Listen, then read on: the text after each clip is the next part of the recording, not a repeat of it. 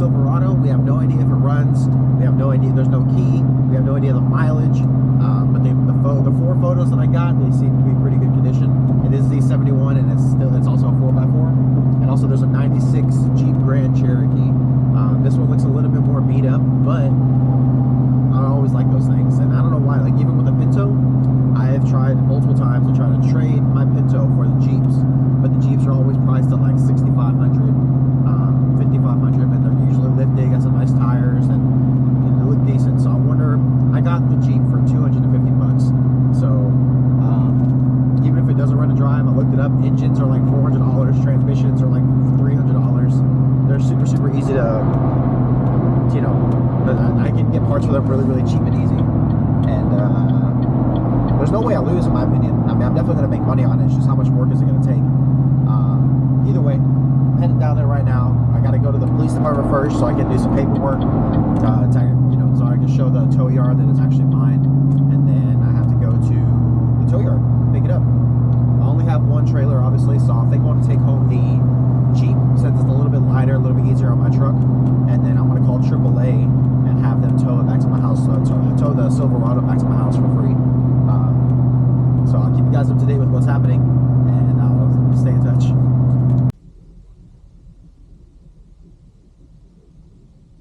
I'm here. I saw the Jeep. Oh man, had to figure out how to get this thing open, how to open up the hood, check things out. The engine looks great. It's got a new battery, newish battery, you know what I mean? At least, what is that, a year old? It's probably still under warranty, low key. The engine looks great, straight 6 engine. Everything looks here. A couple oil leaks, which is to be expected. Maybe from ahead, because it looks like it's all pretty clean right here. It's just oil leaks everywhere. Maybe it's old valve cover leaks, because that thing looks super new. But engine bay looks okay. The outside looks kind of crappy for sure. I mean, I bet I could scuff all this stuff up, take all this weird paint off and paint it all black, make sure it looks nice. These little lights, I'm sure they're like $5 or $10. I could just kind of fix these up or whatever. I've seen bumpers all day for like 80 bucks if I want to replace the front ones. I've got 3 flat tires, which definitely sucks, but it is what it is. These trim pieces are all over the place, so I don't think I'm going to go through the effort to try to make it perfect. This fender's not aligned properly at all, which kind of shows maybe it was in a collision at some point. I haven't even looked underneath it yet, but yeah, this looks a little creased up and stuff, so I bet this piece was pushed in, so even if I put a bumper on there, it probably won't line up properly. Obviously you got that thing on there because window probably doesn't roll up and down. It is 4x4, which as are most Jeeps. Tail light's bad, it's probably $15 on eBay. The inside, the outside's not even good, but the inside, you can see, I guess it used to be red. They probably painted over blue. Looks like they used like really crappy, really bad paint. They didn't prep anything at all. Of course, the door jambs look like trash, but oh man, the inside, door's kind of falling apart. I'm not sure why or how this happens. Oh, look at that, mint, fixed it. No carpet anywhere in the car. A little bit of water intrusion from the window being down, I'm sure.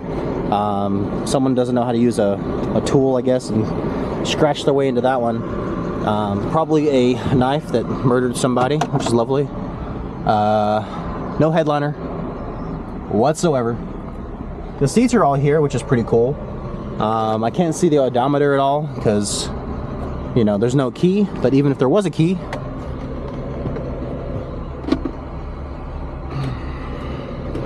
4x4, as I said. Fuse panel, a lot of broken things. Your radio's missing a bezel here. Now, I know there's a lot of parts of these things, and I know all the parts are really cheap, but god dang it, that's a lot of stuff going on. Either way, I'll show you guys more whenever I get it home. I gotta get it loaded up on the trailer, get the winch pulled out and the ramps pulled down. I'll show you guys what's up. Oh my gosh, I've got some insane news about the Silverado, but This is even worse, man. Got the Jeep over here. It's halfway on the trailer. It's so close. And check it out. Just watch this. Where's the thing at?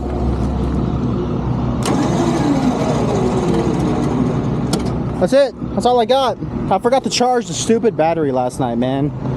Ugh. And of course I didn't bring my jump box either because I'm an absolute idiot. Oh my god, it's so close. It doesn't help that the tires are all flat. It makes it real difficult. It's a 12,000 pound winch, but whenever you're down to 3 volts, I'm sure it's not 12,000 pounds anymore. So this is kind of embarrassing because everyone here has tow trucks and everyone knows exactly what they're doing. I look like the idiot. Oh, so now I'm gonna go over here. I'm going to use the floor jack. I don't know why I had it in the back of my truck, but use the floor jack, jack up the front of this, take it off the truck, turn the truck around, use the jumper cables that I have, use the battery from the truck onto here to help me pull it up. That's probably the easiest way to ever want to go about this. So I could also just take out the battery, but I really don't want to lose all my settings, so I'd rather do the extra 5 minutes to unload and reload the trailer. Plan ahead, kids. Plan ahead.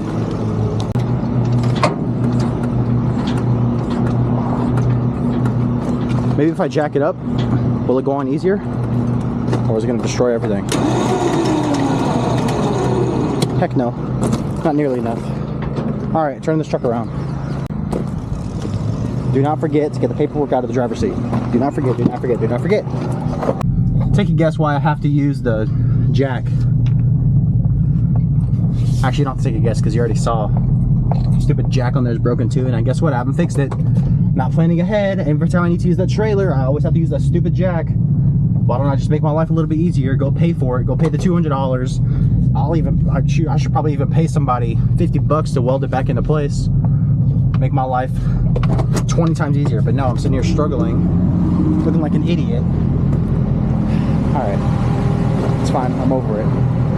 We'll put a jumper cable on this thing.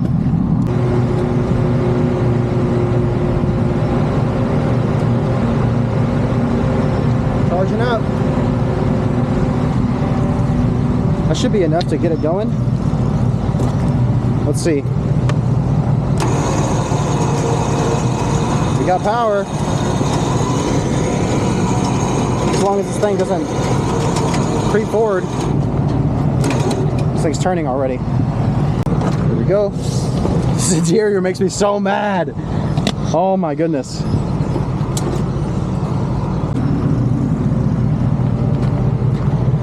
Here we go. Oh, what's happening? Oh, don't you dare, you dirty dog. No way.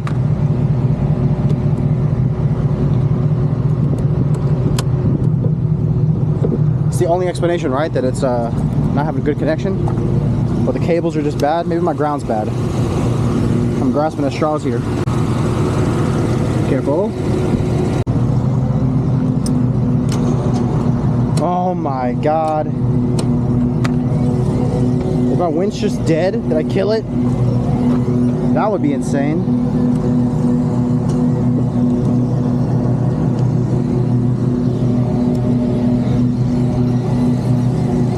What's happening? Alright, so this winch pretty much just gave up on me. I tried even extending it and it just don't work at all.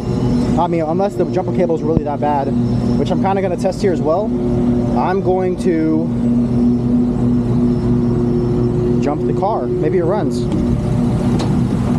I mean, I'm grasping at straws here. I'm just hoping.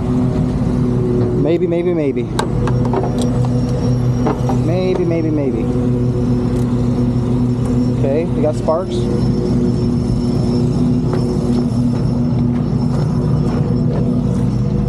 Oh, 250,000 miles. God, you hate to see that. I need to retract this thing just a hair. Uh-oh, is it working again? I don't know if it's just too heavy or if it's just that weak or what. That's not good though. Maybe I can find the starter relay. Is that why the fuse block is down here? The fuse block cover?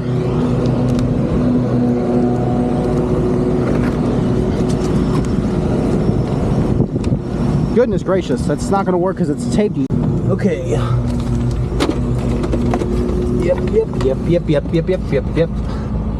Ooh. Are these alligator clips? Your boy loves alligator clips. That's weird. It's like a it's like a charger plugs into the wall with alligator clips though. But that means that here is to start a relay, which means all I have to do is jump in the connection, which means I need something with a rubber handle. Oh boy, you got to do what you got to do. I'm going to put this thing in neutral. As long as the winch doesn't let go, I should be fine. There's no way to tell. Definitely park. It's first, second, drive, neutral. There it is. Now everything's working right.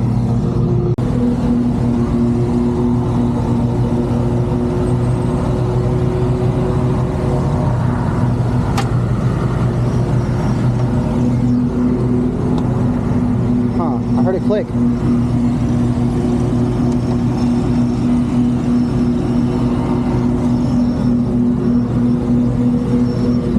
Okay.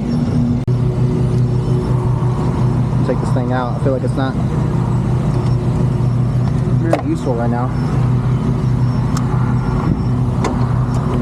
So this is a 4-pin relay, or 5-pin relay. A lot of times you have a little diagram on the side of these things. I can just swap one over technically.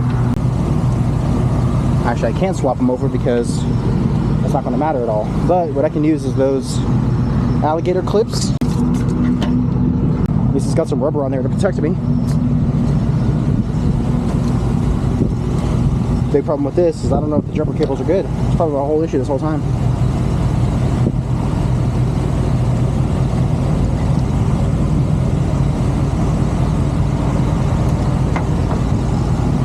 No me gusta.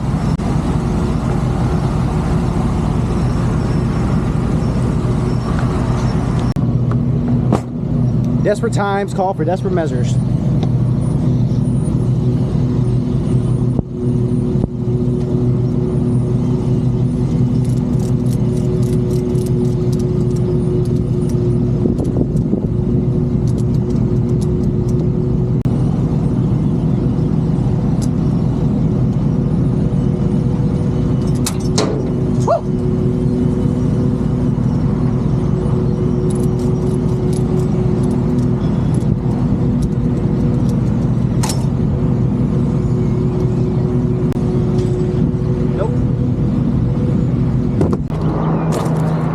Yes!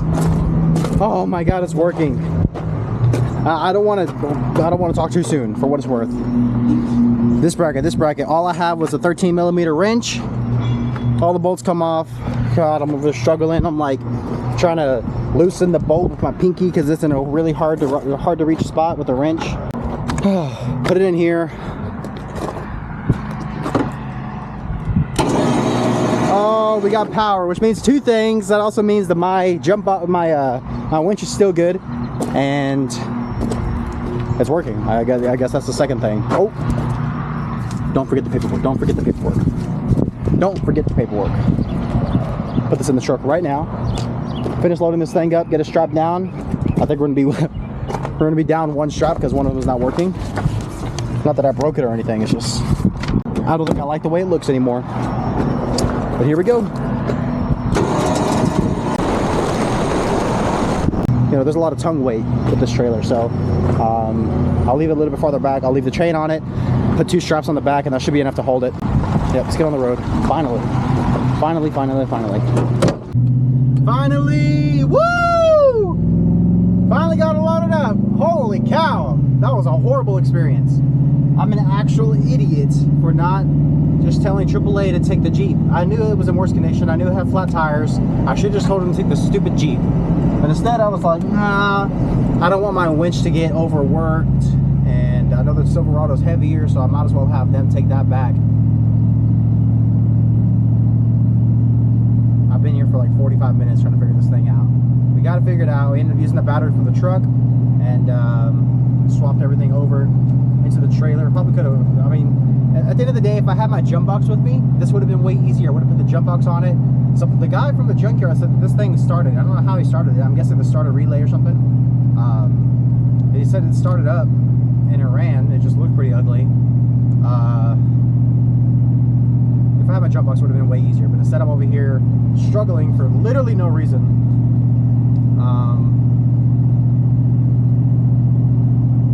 We're done. We're on our way home. Got an hour and a half to drive.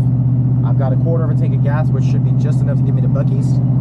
Reward myself with something delicious and some gas, of course. And we're good. We're loaded up though. Guaranteed this thing's not rolling around. It's not jumping around all over the trailer today because all three of those tires being so flat ain't going nowhere. It's been a long morning, but here we are. Was it worth it? We'll find out.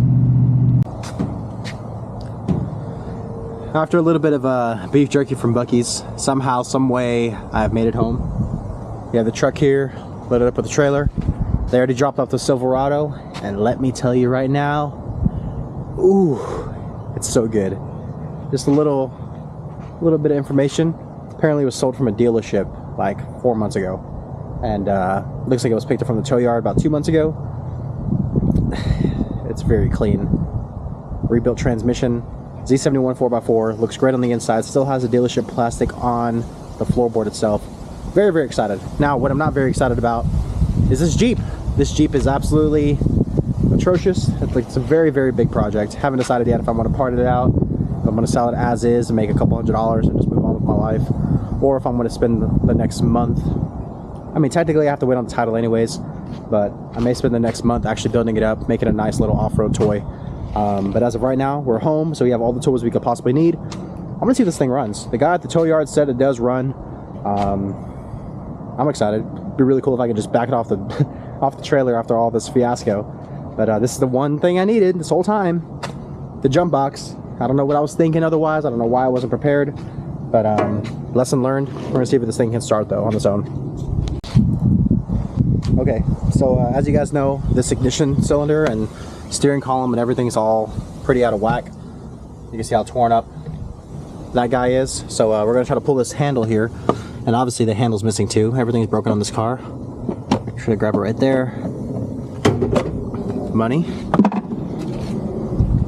We're gonna see what this engine looks like. I've already seen it already, but I don't know. Haven't got a really good look at it yet. Springs work good, which I mean they don't really go bad too often. Overall the engine looks solid. I mean it's not like leaking like crazy. Old valve cover leaks happening there. There's a lot of oil down here as I stated before. I don't know if this could be from this gasket down here, which is the head gasket technically leaking, but it doesn't look very active. So either it's been sitting for a while or it's an old leak. One of the two, which I wouldn't be surprised either way. Whenever I was at the junkyard, I used the crappy jumper cables and actually had some power come out of this thing. I was able to get the dash lights to turn on and whatnot. So we're going to try to see if the jump box will do any better. And as you know, the ignition cylinder is not there, so we're just going to go straight to the starter relay and see if we can get it started like that. See how much charge we have. Should be close to nothing, which is literally nothing. I heard clicking. I hear stuff happening on the inside. I don't know how these guys started from the inside, but I'm going to start from the outside here. I've got some pliers here, some rubber handles to kind of protect me. Looks like someone's already kind of got out the started relay a little bit, so we're going to try it.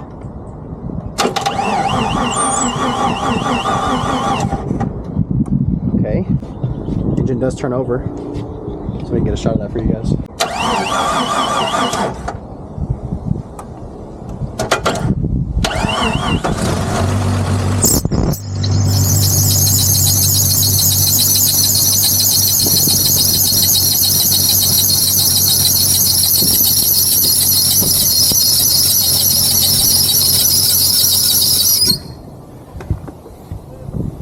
That alternator ain't turning for nothing at all. I was wondering because whenever you crank it over, the fan wasn't turning it any bit because it was slipping on the water pump, it seemed like, but that alternator is completely seized or something because that thing is not running. It did start though, which is really, really cool. I don't know how long I want to let it run for, but it does run, because that's going to destroy the belt super, super quick. So it's definitely going to need an alternator at the very least. Guaranteed junkyards in the area are going to have it for like 50 bucks. It's just going to take me like 30 minutes or so to replace it. I don't know what else. I wasn't really watching it so much. I was so focused on that. The belt's already hot because it's literally slipping on that guy so badly. Oh man, maybe I just cut the belt and let it run as is. It's not like I need to worry about power steering, because I know there was a massive power steering leak all the way here. I think it's from the bottom of the gearbox down here. All of that's all going down the back side of my trailer right now. That's actually really cool. I'm happy that it runs.